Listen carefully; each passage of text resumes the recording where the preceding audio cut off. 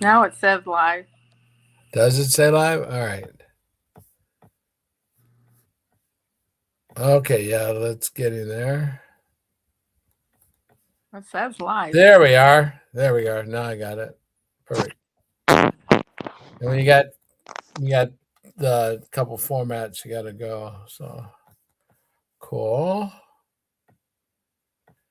All right, and it looks like we're live, live, live. We like that. And you and I are live, and we really like that too, don't we? Right. All right. Okay, cool. All right. Well, tonight is we've got Cheryl and I, and we talk about metabolic health um, with mental health. And so tonight, I mean, the question is who told you brain fog is memory loss and cognitive decline is just old age? Because you know what? It's not, is it? It's not old age. That's just theory. And tonight, we are going to talk about Cheryl has lived this with her identical twins, same DNA, same life start, mirror twins, and completely different endings. Now Jennifer's been our caregiver, and we have her on often, and she won't be with us tonight. We're excited because her daughter and grandson are visiting her. I know everybody's excited, so we're happy for that. So this may be a little bit abbreviated, but we have Mother's Day coming up, and we're going to talk about some things because, quite frankly, my mother has Alzheimer's, and we're going to talk in that as well, and then I had serious brain fog, and Cheryl's very much aware of how bad it was, and we're going to talk there. So, um, because I want you to know what this is for. We want you to understand. We want you to have the opportunity to voice questions if you would. So feel free to do that um, in the chat. Feel free to do that.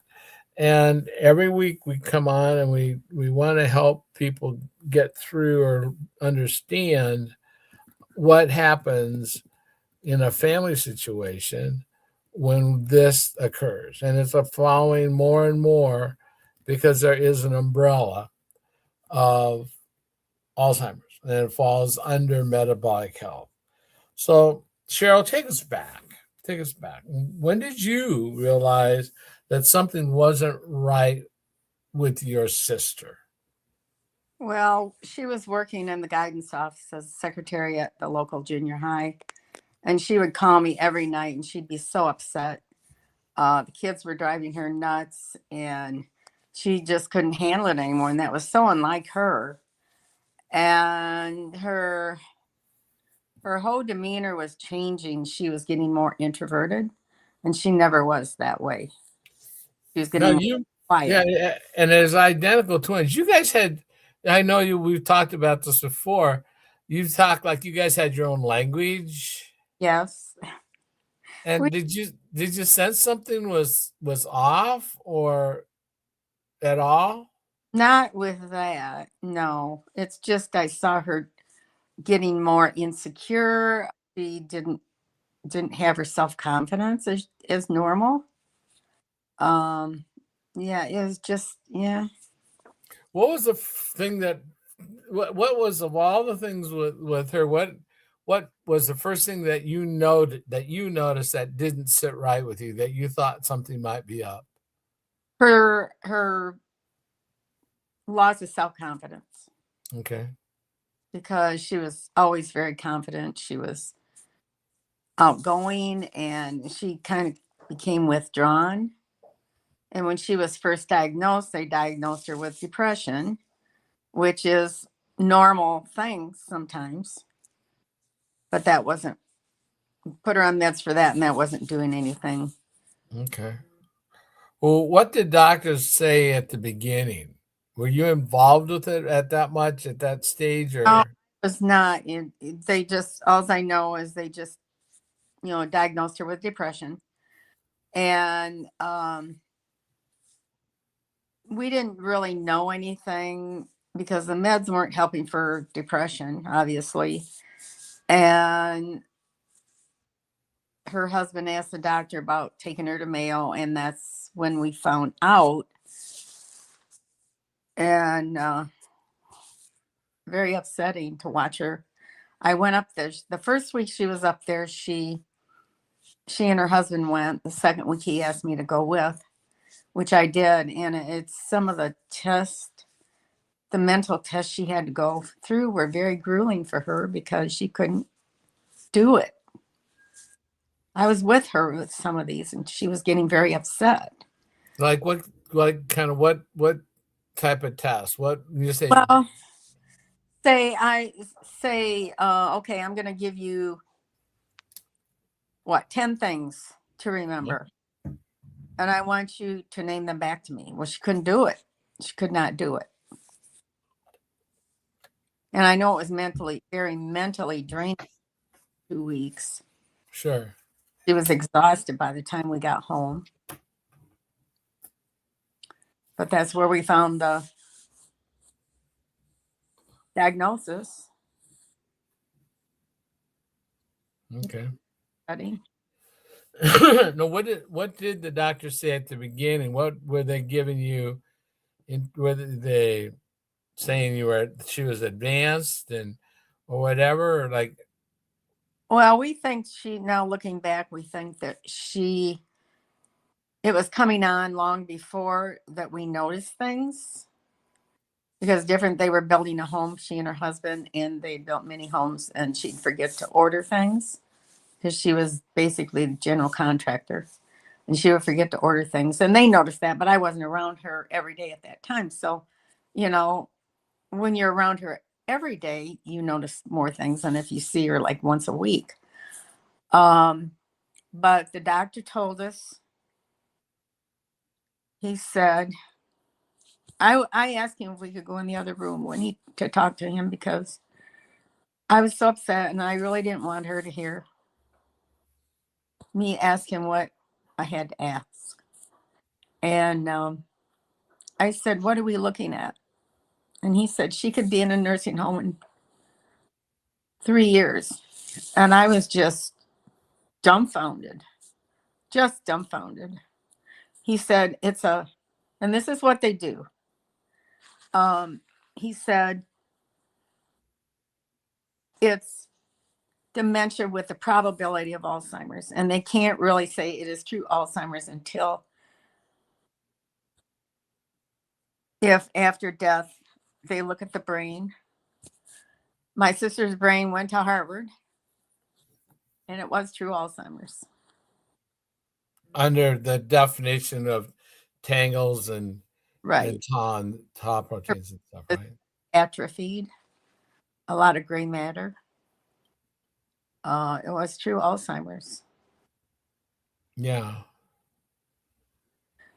And did you feel that, like, with the doctors, did they give you answers? Was it just management? What do you think? What was your sense of that whole process? Well, I mean, I wasn't with her with every test, but the doctor we ended up talking to at the end, basically her main doctor up there, he was very thorough with telling us things.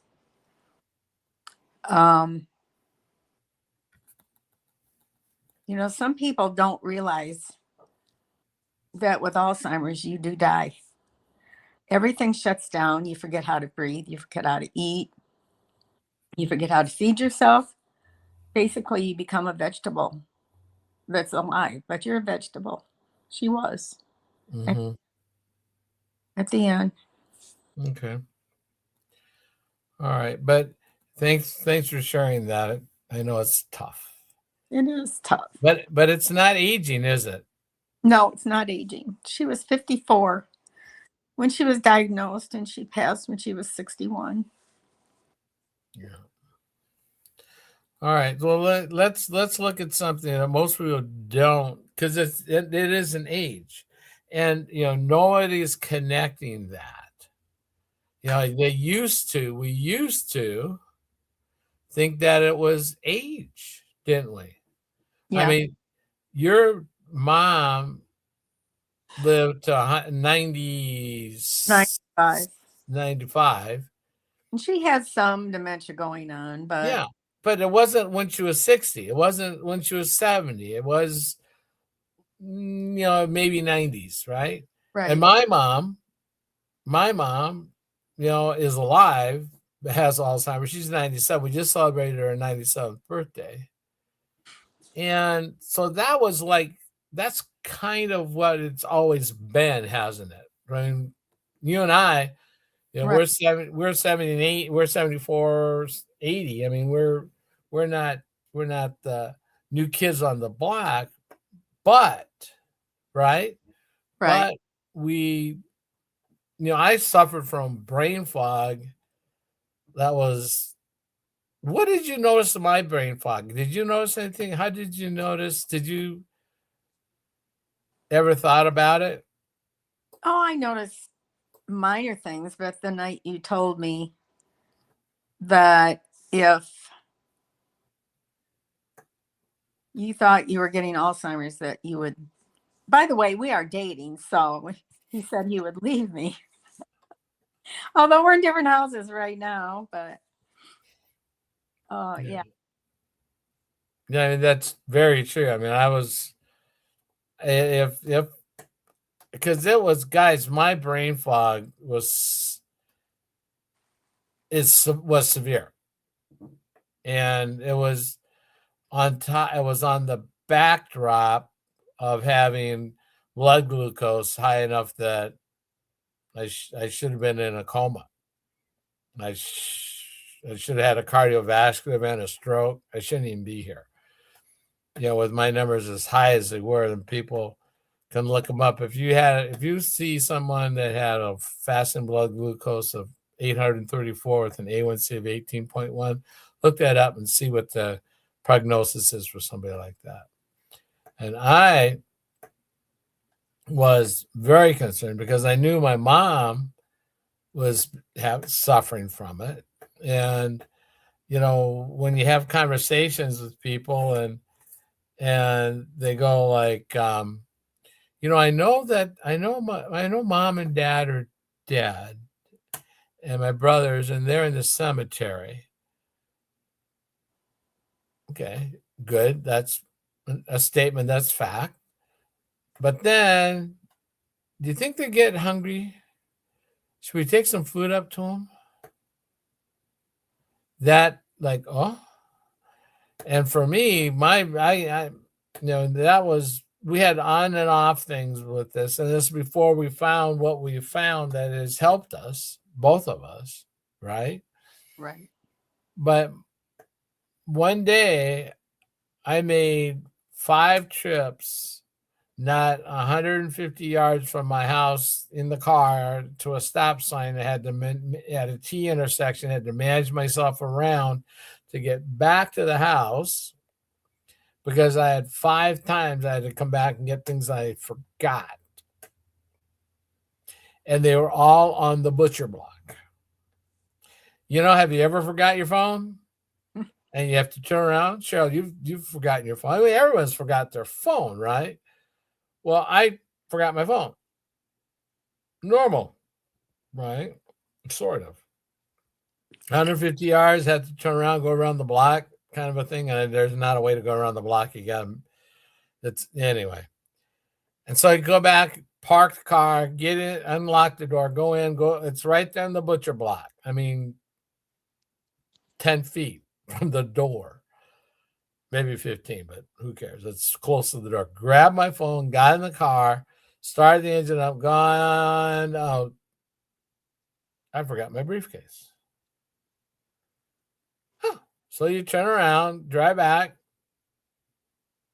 go in, get it, the briefcase, which is right next to where the phone was on that same butcher block. Get in the car, start the engine after locking the door, get in, get the car, go, good. Stop sign. Oh, I forgot my lunch. Turn around, go in, unlock the door, take the steps. Guess what? It's right on the butcher block, where the phone was, where the briefcase was. I grabbed my lunch bag, my little black lunch bag. So get that. Get in the car. Oh man, I forgot my coat. Go back. I did it 5 times. 5 times in rapid succession. That was severe brain fog. And memory of names. And guys, here's the truth. If you're suffering from brain fog, you know it. If you're suffering from brain fog and you forget words mid-sentence, and in your head, sometimes I would think, Cheryl, I would think, there's an R in this. I was like, I need a vowel. I need a consonant. Let's see, there's an R. It's Robert, and then go through names. And if in my head, if I felt there was enough silence of delay, I would change the subject. I would go on to something else, or I would say, "Hey, look at that." Or in my head, I'd cause a different conversation, distractional thing. And I mean, it was bad. It was really horrendously bad. And you noticed a little bit, I'm guessing, but it was not a good day at the farm, as they would say. Yeah, absolutely. And so, but you didn't notice that much of me so much then? Oh, I noticed certain things, but nothing that I was really concerned about. Concerned about? Yeah. But you also developed cataracts, and that's because your blood sugar was so high. Yeah, the cataracts I had they got developed so bad that I stopped driving. I took myself off the road because the day that was a gray, foggy day, I rolled the window down at that same infamous stop sign right over here. Rolled the window down to listen if I could hear any vehicles. I go, nah, I'm done. And so, yeah, I stopped driving. Took myself off the road. The cataracts, and then we'll have to get pictures and show them up sometime, but they looked like oranges, didn't they? They were my cataracts, my eyes were trying to look through orange filters. They were extreme. And that's all part of brain fog. And that's a precursor, yes, to the Alzheimer's, dementia, Lewy bodies, vascular. There are 4 different kinds of classifications of diabetes. Alzheimer's is of dementia. Dementia is the umbrella of all of this. Dementia is kind of the umbrella. And I'll show you that real quick, guys. It's like right, I guess, where is it at? Where did I put it? No, I guess I don't have it on this slideshow. But it is, there we go. I got here, right? Oh, nope, guess not. All right, sorry. But yeah, there's an umbrella of dementia. And Alzheimer's is one. And that's what almost everybody jumps on. But Lewy bodies is younger. Vascular is another one. So they're all related. And there may be some genetic component, but we can refute that to some degree with Cheryl being an identical twin. Yeah, I mean, why didn't I get it? It used to upset me when people would ask me after they found out about my sister, well, aren't you afraid to get it? And I said, it used to kind of upset me. Sure. Who isn't?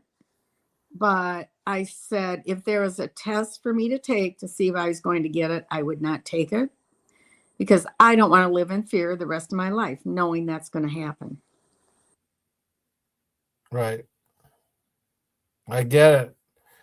And And so one of the things we can look at in talking about is there's mom, there's our mom, and mom has got, there's 10 of us, okay? And all, I mean, 5 of us are over 70. I mean, this is a crazy thing, right? 5 of my brothers and sisters are over 70, and I'm the oldest, but there's mom, she's 97. And the picture below is her getting another award where she's in a Hall of Fame, and we were all with her at the celebration. It was about, gosh, I think maybe 10 years ago now. But yeah, It was I mean, before you. yeah. So one of the issues is that where her mom did not have Alzheimer's. She lived 100, 103, 100 anyway. Her dad had Alzheimer's and dementia severe.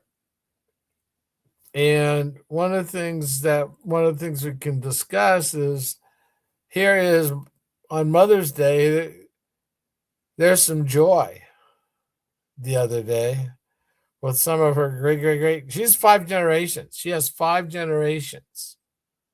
And here's some of those just within the last year. So we're celebrating Mother's Day. That was last year. That was just, that Mother's was, next weekend, honey. well, Mother's Day is coming up, but this Right. picture was this year, 2025, 2026. Yeah, For that her, was, yeah, her birthday. yeah, but that's not a birthday picture. I'll have to get some of those and put them up. But yeah, I mean, so the thing is that when we start looking at different ideas and different slots of mental health, of dementia, of brain fog, of caregiving. So we want to talk just a couple more things to talk about. So you mentioned that if there was such a test, you wouldn't take it. But what are you doing? Are you doing anything? Are you doing anything to help potentially ward off such? Yes, I'm on the protocol at Unamonte. 2 teas a day and then a balance before you take your biggest meal of the day. And I feel good. I've always been very energetic. Um, I'm 80. I'm still doing all my yard work, mowing, and all that stuff. And I keep going. I don't sit much. No, you don't. I mean, your yard work is your therapy, isn't it? It is. It really is. My late husband passed 13 years ago, and that was my therapy. He died in April 13 years ago, and that was my therapy. I could get out in the yard and forget about everything. It was a release, really. It was really my therapy. Okay. And what do you find that's different about now that you started using the feel great? What have you what is fixed or changed or different for you now? Oh, I probably have more clarity. Um, and I'm 80 years old. You do forget things once in a while. You forget names, but that's normal. But not very many and not very No, often. no. And I'm still working, and that keeps my mind Sure. really active. Now in the protocol, what do you find what did you notice most about the fiber? Fiber. There was times I didn't go to the bathroom a lot, and this really has helped me. It's more normal, like every day. And of course, when you're doing that, you feel much better. If I miss the tea, I don't. I don't know. I almost think, oh, I gotta have it. I gotta have it. I don't know. I don't seem to have the inflammation. Um, You don't. Absolutely. I had a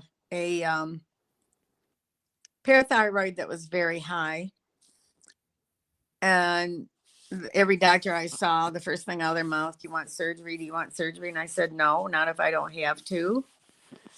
And so this last test, the last two tests have been good. And the one doctor I was going to, the specialist in Peoria, she actually released me last September. And my doctor, when I went to him for my regular checkup, my normal doctor here, he was pleased with it. He said, "I'm just going to keep an eye on it." So Okay. that's a good thing. So here's the question. There's a kind of a mathematical equation, if you will, in theory, as for every decade you are old, there's another medication. Hmm. Well, yeah, they push meds on you, and Yeah. I refuse the COVID shot because basically I had before that, and this was years ago before COVID, but 2 years in a row I had the flu shot and I got deathly sick, and it lasted for 6 weeks. And I thought, I'm not taking that vaccine again. And they want me to take the shingles vaccine. They want me to take the flu vaccine and the pneumonia vaccine, and I refused every one of them. And are you on any pills for I, anything? I'm just on Synthroid for my thyroid. I take So a you're no, not on diabetes medication or any my statins or blood. blood pressure or cholesterol or No, my blood came back.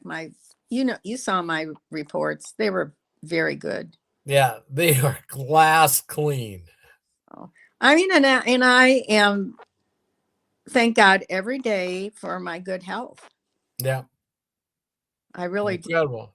And I'm on no meds either. I mean, between the two of us, we have 150 plus years, and there's one med. Think about that. I Right. mean, yeah. So I mean, that's pretty. I think it's pretty incredible.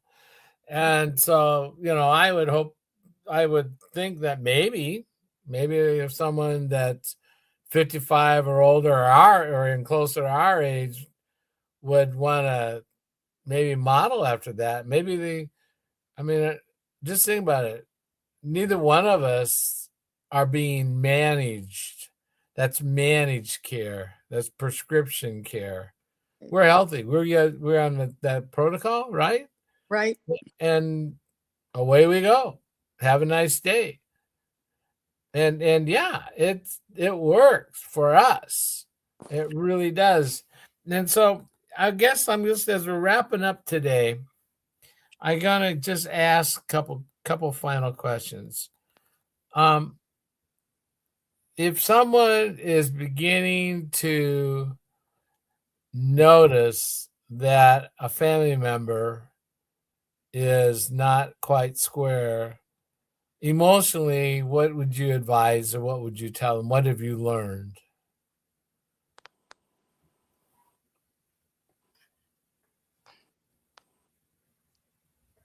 Well, I guess if they go to the doctor and they are prescribed meds,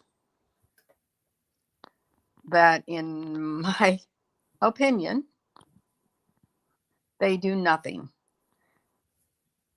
Nothing is been found so far to cure Alzheimer's. Not a thing. Right. Every med that would come out would get so excited for my sister, and it didn't do anything. And they're finding out this is true. But these big pharmas make a lot of money on all this stuff. And that's kind of why I take control of my own life. If I was very ill, it would be different. But as long as I'm healthy, I'm not going to be pushed onto anything that I don't want. Right. I'm sorry. Yep. And the protocol that we're on helps deal with the root cause of insulin resistance. Right. And it helps to do so many things. I mean, it helps to curb our eating, doesn't it? Yes, it does. And I didn't go on it to lose weight because I No.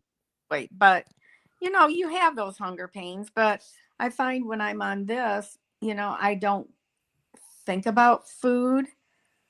I think about food when I have to eat. Right. Normal, you yeah. know.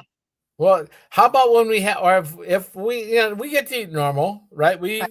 But when we, what, like, tell people, talk about how about eating pizza. When What? we eat, what was it before and what is it now? Oh, we used to buy a large pizza at Casey's. We like Casey's pizza. Buy a large, and we used to eat the whole thing. Now we eat even the two of us eat half of it, and we're full.